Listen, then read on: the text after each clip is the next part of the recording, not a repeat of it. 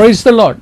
परमेश्वर की स्तुति हो। Shalom. Shalom. Greetings to you all in the matchless name of Lord and Savior Jesus Christ. परमेश्वर के मधुर और मीठे नाम में आप सबका स्वागत है। Once again, I'm very much glad to come in front of you all और एक बार फिर मैं बहुत ही खुश हूँ आप सबके सामने आकर with this program, इस कार्यक्रम के साथ Learn Hebrew. Learn Hebrew. I give all glory and honor मैं सारी आदर और सारी महिमा to our Almighty God. हमारे महान परमेश्वर को देता हूँ It is just because of His loving kindness and faithfulness और ये केवल उसकी प्रिय दया और उसकी विश्वास योग्यता के कारण है that I'm able to come in front of you all and teach this biblical language. कि मैं आप सबके सामने आने के योग्य हो सका हूँ ताकि आपको इब्रानी भाषा सिखा सकूं। And also I give thanks for all the viewers और मैं सभी दर्शकों को धन्यवाद देता हूँ for watching this program in spite of your busy schedule. और अपने व्यस्त समय में जैसे कि आप इस कार्यक्रम को देखते हैं मैं आपको धन्यवाद देता हूँ And you are watching this program and learning this language. और आप इस कार्यक्रम को देखते हैं और इस भाषा को सीखते हैं। And also I give thanks for your lovely suggestions and feedbacks and even messages about this program. और मैं धन्यवाद करता हूँ आपके सुझावों के लिए, आपके फीडबैक के लिए और आपके मैसेज के लिए। May the Lord continuously bless you all and help you all to understand and learn this Hebrew language. और परमेश्वर आपको आशीष दे और आपकी सहायता करे ताकि आप उसके वचन को समझ पाएं। Well, we have been learned about और जैसे कि हमने सीखा था the Asherat Deborot, हशरत हा देबरोत which is the 10 commandments और जिसका अर्थ है कि 10 आज्ञाएं or the 10 dialogues which God had gave to the people of Israel. या फिर 10 वचन जो कि परमेश्वर ने इजराइल के लोगों को दिए। And there we have seen about 10 commandments, और वहाँ पे हमने 10 आज्ञाओं को देखा था which is that we have seen about how these commandments are divided into two sections. और हमने देखा था कि कैसे इन 10 आज्ञाओं को दो भागों में बांटा गया है। The first four where we see it is connected man related to God. और जो पहली 4 आज्ञाएं हम देखते हैं कि उनका संबंध मनुष्य से परमेश्वर से है। And then remaining 6 commandments और जो बाकी बची 6 आज्ञाएं हैं about man relate to man. और उसका संबंध मनुष्य के साथ मनुष्य के संबंध के बारे में So है। we have seen about these 10 commandments. और यहाँ पे हमने इन 10 आज्ञाओं को देखा था So which is about man relation to God. और परमेश्वर का जो मनुष्य से रिश्ता And then man relation to man. और जो फिर मनुष्य का मनुष्य के साथ रिश्ता। And then we have seen about among these 10 commandments leaving the first commandment and then from the second to 10th commandment और फिर हमने देखा था पहली आज्ञा को छोड़ के दूसरी से लेकर 10वीं आज्ञा तक that they are classified into 3 sections और उन्हें जो 3 भागों में बांटा जाता है about in the speech, और उसमें है जैसे कि बातचीत, thought विचार and action. और कार्य। So it is in the thought, speech and action. और ये है बातचीत, विचार और कार्य। And I believe that you are thorough with each commandment and its explanation what that God meant when He gave of those commandments. और मैं आशा करता हूँ कि आप सबको इसके बारे में पता होगा कि हर आज्ञा का अर्थ क्या है जब परमेश्वर ने इन आज्ञाओं को दिया था। There are 613 commandments. और जैसे कि हम देखते हैं कि 613 आज्ञाएं And हैं in that the starting commandments which is 10 commandments. और इसकी जो शुरुआती आज्ञाएं हैं वो है 10 आज्ञाएं। Now that is God gave to the people of Israel through Moses. और ये आज्ञाएं परमेश्वर ने इजराइल के लोगों को मूसा के द्वारा दी। But now coming to in the New Testament, और जब हम नए नियम में आते हैं and there we see that Jesus Christ summarized this 10 commandments into 2 commandments. और वहाँ पे हम देखते हैं कि यीशु मसीह ने इन 10 आज्ञाओं के जो मूल आधार को 2 आज्ञाओं में दिया है। Today I would like to teach you about the और आज मैं आपको सिखाना चाहता हूँ greatest commandment और जो बड़ी या महान आज्ञा that God gave to the people. और जो कि परमेश्वर ने इजराइल के लोगों को दी। The greatest commandment. और जो महान या बड़ी आज्ञा। So we see about the greatest commandment in the Bible. और हम देखते हैं बाइबल में जो सबसे बड़ी आज्ञा।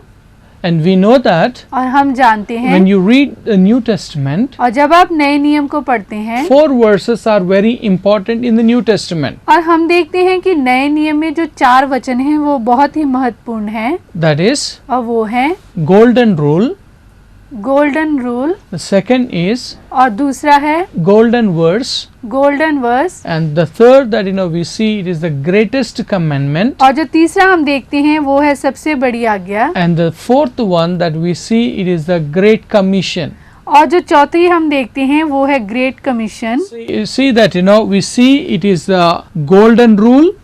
और ये पहला जो है वो है golden rule, Second that we see it's a golden verse, और दूसरा है जो golden verse, and third as we wrote here the greatest commandment, और जो तीसरा है जो सबसे बड़ी आज्ञा, and then we see about the great commission. और फिर हम देखते हैं जो great commission. So these are the very important verses in the New Testament that we see. और ये बहुत ही महत्वपूर्ण वचन है हम देखते हैं जो नए नियम में। What is the golden rule that if you read in the Matthew, और यदि आप मत्तिया को पढ़ें, which is the Matthew chapter 7 verse 12, और जो कि है मत्ती अध्याय 7 उसका 12, that is known as the golden rule. और उसे कहते हैं golden And when rule. you read John chapter 3:16, और यदि आप पढ़े यूहन्ना 3:16, there it is known as the golden verse in the Bible. और उसे जो बाइबल की गोल्डन वर्स कहते हैं। And then we see the greatest commandment which is in the Matthew chapter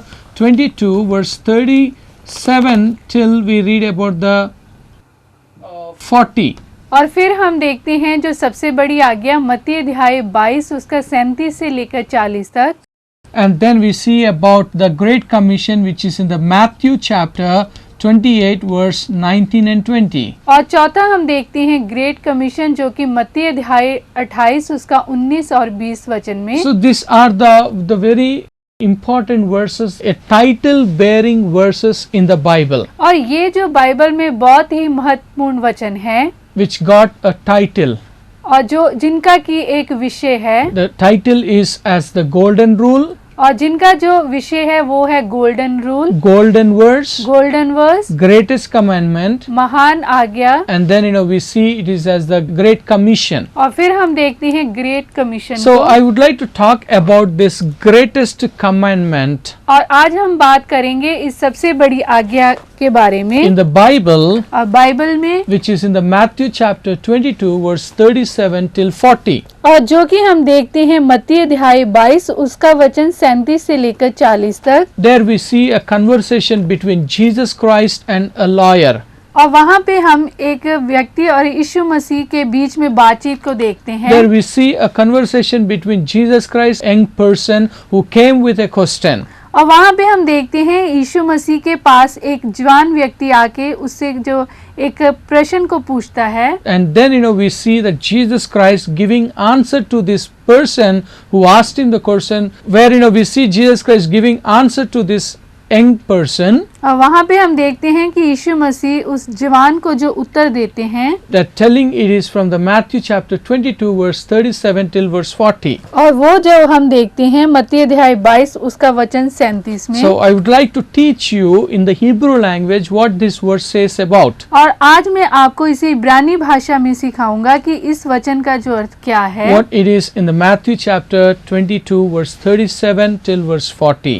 और जो मत्ती अध्याय 22 वचन 37 से लेकर वचन 40 तक।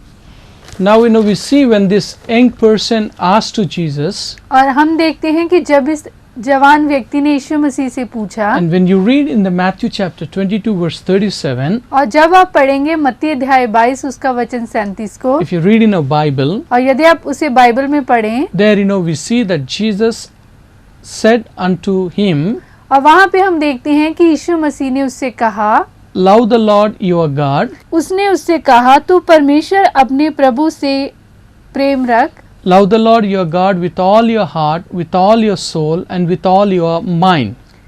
तू अपने परमेश्वर अपने प्रभु से अपने सारे मन और अपने सारे प्राण और अपनी सारी बुद्धि के साथ प्रेम रख. So there we see that Jesus Christ, he said to this young man that you need to love the Lord your God with all your heart, with all your soul, and with all your mind. हम देखते हैं कि यीशु मसीह उस जवान व्यक्ति से कहते हैं कि तू परमेश्वर अपने प्रभु से अपने सारे मन और अपने सारे प्राण और अपनी सारी बुद्धि के साथ प्रेम रख. So now this is the verse that Jesus Christ had quoted from Devarim 6:5.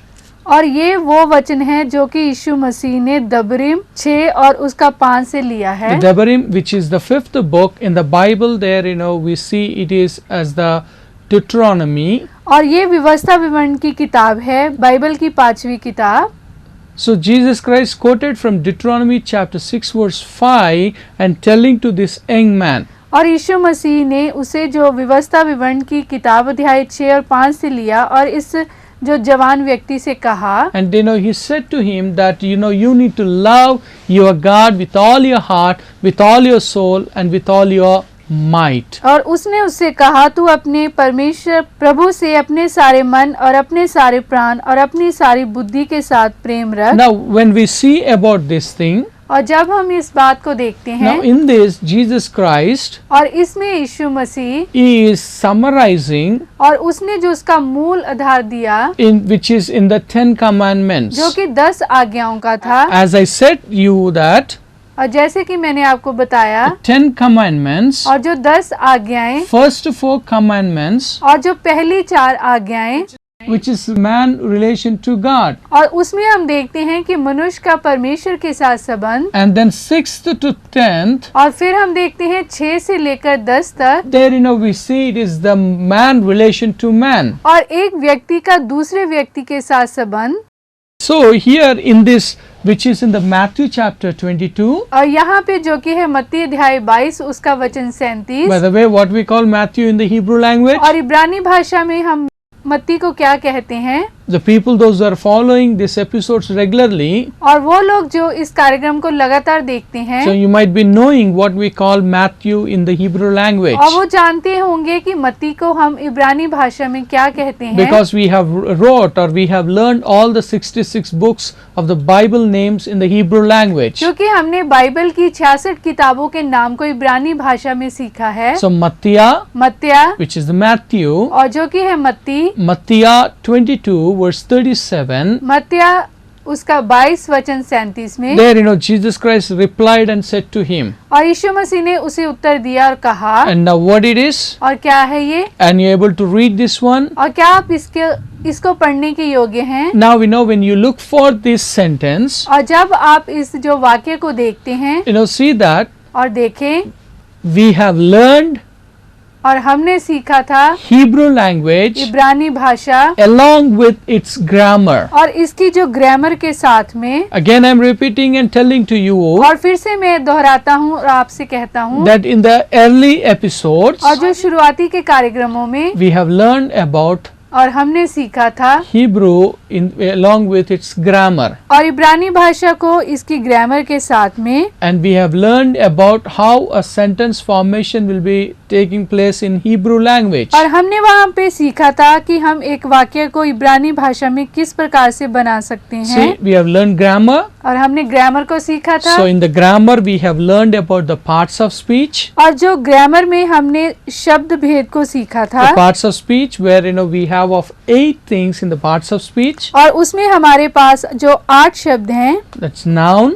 और उसमें जो है संज्ञा, pronoun, क्रिया, verb, और उसमें हमारे पास है संज्ञा, adjective, adjective, preposition, preposition, conjunction, conjunction, interjection. Interjection. See that we have learned what? Noun, और हमने सीखा था जो संज्ञा को we have learned pronoun, और सर्वनाम को we have learned verb, और क्रिया को, we have learned adjectives, विशेषण को we have learned adverbs, और क्रिया विशेषण को and then we have learned about prepositions, और संबंधवाचक को, we have learned about the conjunctions, संयोजक को and then we have learned about the interjunction. और विस्मयबोधक को। So this all 8 we have learned. और इन जो 8 शब्दों को हमने देखा The था, second thing that we have learned is और जो दूसरी बात हमने सीखी in the थी Hebrew language इब्रानी भाषा में, how a sentence will be formed. और कैसे एक वाक्य को बनाया जाता So the है। sentence in the Hebrew language will be formed by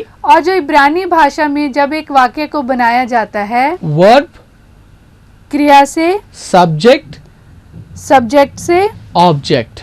और ऑब्जेक्ट से। See, we have if you go in the English language, और यदि आप अंग्रेजी भाषा में देखें, we say that subject plus verb plus object. और हम उसमें कहते हैं subject plus verb plus object, It is like subject plus verb plus object. और ये इस प्रकार से है subject plus verb plus object. But coming to the Hebrew language, लेकिन जब हम इब्रानी भाषा में आते हैं, sentence always begins with और जो वाक्य हमेशा शुरू होता है verb, वर्ब से, then comes subject, और फिर subject, then comes with the object. और फिर object. So that you have to keep in mind. और ये बातें आपको ध्यान में See, रखनी होगी। two things I've been telling you. और 2 बातें मैं आपको बता रहा हूँ। We have learned और हमने सीखा था the parts of speech. और शब्द भेद को, We have learned the formation of this sentence. और फिर हमने देखा था कि वाक्यों को कैसे बनाते हैं। So now when you look into these words, और जब आप इस वचन को देखते हैं, now you can able to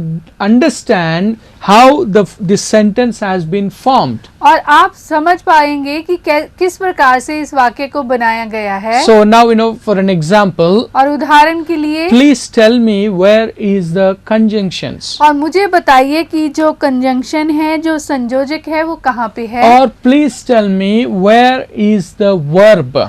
और कृपा करके मुझे बताइए कि कहाँ पे जो क्रिया विशेषण है। Or please tell me where is the prepositions. और कृपा करके मुझे बताइए कि कहाँ पे संबंधवाचक है। For an example, उदाहरण के लिए, now what is the letter that we use for conjunction? और कंजंक्शन के लिए, संयोजक के लिए हम कौन सा जो शब्द उपयोग करते हैं। We have learned और हमने सीखा था way.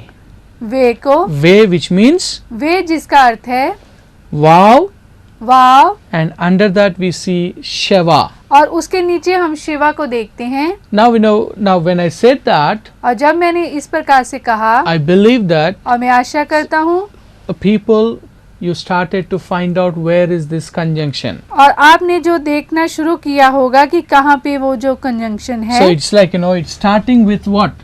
और ये कहाँ से शुरू होता है। It is starting with the conjunction which is wow. और ये जो संयोजक से शुरू होता है जो कि है वाव। Now again you see here you see the conjunction. और फिर यहाँ पे आप उसे देख सकते हैं। And again you can see here is the conjunction. और फिर यहाँ पे आप कंजंक्शन को देख सकते हैं। So see that the conjunctions which is, as you all know, that conjunction will be with the wow. और जैसे कि आप सब जानते हैं कि जो वाव के साथ कंजंक्शन है। And then और फिर उसके बाद when we go and see और जब हम उसे देखते हैं about the prepositions. और प्रीपोजिशन को, Now like when we learn prepositions in the Hebrew language, और जब हमने इब्रानी भाषा में संबंधवाचक को सीखा था, we have learned there are 3 categories of prepositions. और हमने वहाँ पे देखा था कि 3 प्रकार के संबंधवाचक होते हैं। It is और वो है inseparable, इनसेपरेटेबल, which means that we cannot separate those prepositions with the noun. और उसका अर्थ है कि हम उसे जो संज्ञा से अलग नहीं कर सकते। The second we have learned और जो दूसरा हमने सीखा था, separatable. और जिसे हम जो संज्ञा से अलग कर सकते हैं, So it is we can separate that with the noun. और उसे हम संज्ञा से अलग कर सकते हैं। And then we have seen और फिर हमने देखा था, there is the prepositions where we will be using with makef. और फिर हमने जो मकेफ को देखा था, which is the hyphen in the Hebrew language. और इब्रानी भाषा में वो एक हाइफन है। You see here, and now we try to read this one. और आप यहाँ पे देखें और इसे पढ़ने की कोशिश करें। Now, as I said, here it is the word of. और जैसे कि मैंने आपको बताया कि यहाँ पे जो शब्द है, Now, this is here we see it is as verb. और यहाँ पे जो शब्द है वो क्रिया है। Verb is what? और जो क्रिया क्या है? Verb. क्रिया। Like, if you read in the sentence, and he said. और जब आप शब्द को पढ़ते हैं कि उसने कहा, So, you see the verb. और आप यहाँ पे क्रिया को देखें, And then, here you see the subject. और यहाँ पे जो सब्जेक्ट है, See, verb, subject. और ये देखें कि जो वर्ब और subject, And then, here you see the object. और यहाँ पे object, And, all these things comes under the object. और ये सारी बातें ऑब्जेक्ट के नीचे आती हैं। Now, what is this? और ये क्या है? Can you able to read this one? और क्या आप इसके पढ़ सकते हैं? Can you able to read this one and say me what it is? और क्या आप इसे पढ़ के मुझे बता सकते हैं So कि ये क्या basically, है? here is the word that we see. It is the word that we see is the amar, amer. और ये है अमर, अमेर, So which is to say, here is the और यहाँ पे है vav, वाव, pata, पाटा, and yod, योद, and aleph, which is a silent, Alif यहाँ पे साइलेंट है, kamex, कामिक्स, mem, मेम, re, shegol, शेगोल, r. R. Now, when you look into the vocabulary, और जब आप शब्दकोश को देखते हैं, so there, amar means he said. और अमर का अर्थ है कि उसने कहा। Amar means he said. अमर का अर्थ है इब्रानी भाषा में कि So उसने कहा। here, we see va ya mer, वाह या मेर, which means that and he said. और उसका अर्थ है कि और उसने कहा। Who said? किसने कहा? It is now when you come here, और जब आप यहाँ पे आते हैं, and then we see it is about the yod, which is y, और ये है योद जो कि है Y, and then we see sere, और फिर देखते हैं सरे, and then we see sheen, और फिर शीन, and surek, सुरेक, and then ayin, आइन, and then pata. पाटा, So Yeshua, यशुआ, va emer Yeshua, वाह अमेर यशुआ, and he said, और उसने कहा, which is and Jesus said. और यीशु ने And कहा। now we come here and we see here और यहाँ पे हम देखते हैं aleph, आलिफ, sare, सरे, lamed, लामिद, kamex, comics, yod, योद, and then we see here it is about surek. और ये है सुरेक, So Eliu, एलियो, एलियो, and Jesus said unto him. और यीशु मसीह ने उससे कहा। So it is like, now we see here it is a conjunction which is way, और यहाँ पे आप कंजंक्शन को देखते हैं जो कि है वे, and now here we see it is that the word aleph, और ये है जो शब्द आलिफ, kamex, कामिक्स, he, हे, pata, पाटा, bet, बेत, and then we see sheva, which is the silent, Shiva जो कि साइलेंट है, and then we come to the tau, और फिर हम देखते हैं टाउ and को, then kamex, comics, and then here is the participle, which is the indirect object, और यहाँ पे जो पार्टिसिपल है aleph, Alif, sheva, Shiva, sare, सरे, and then tau, और फिर टाउ, et. एट, And now we come here, और यहाँ पे हम आते हैं yod, योद which is y, जो कि है वाई, and then sheva, शिवा, e, E, and then we come to the point and we see here और यहाँ पे हम देखते हैं he, hey, and we come here और यहाँ पे आते हैं हम holem, होलेम, wow, वाव, kamex he. कामिक्स है, So Yehovah. Yehovah, So now va emer Yeshua, वा एमर यशुआ, Eliu, एलियो, ve avata, वे अबटा, et एट, Yehovah. Yehovah. So what does it means? और इसका क्या अर्थ है? Jesus said unto him और यीशु ने उससे कहा, that love the Lord. परमेश्वर अपने प्रभु So से, we see up to here in this episode. और आज हम इस कार्यक्रम में यहाँ तक देखेंगे. But when we come into the next episode, I would like to continue from where we have stopped. और यहाँ से हम लगातार जारी रखेंगे जब हम अगले कार्यक्रम में आते हैं. So if you have any suggestions and feedbacks, और यदि कोई भी सुझाव, कोई भी फीडबैक आपके पास है, you can send to the number that you see on the screen. और स्क्रीन के ऊपर दिए गए नंबर पे आप भेज सकते हैं. And also you can watch these early episodes और आप जो शुरुआती कार्यक्रमों को देख सकते हैं in YouTube. YouTube के द्वारा. You can type to the name that you see on the screen, और स्क्रीन के ऊपर दिए गए नंबर को आप टाइप कीजिए and then you'll get all the episodes. और आपको वहाँ पे सारे कार्यक्रम मिल जाएंगे. Continuously watch this program और लगातार इस कार्यक्रम को देखते रहें and keep us in your prayers. और अपनी प्रार्थना में हमें याद रखें. May the Lord bless you and be with you all. परमेश्वर आपको आशीष दे और आपके साथ हो. Tau Tora. तो तोड़ा Shalom. शालोम.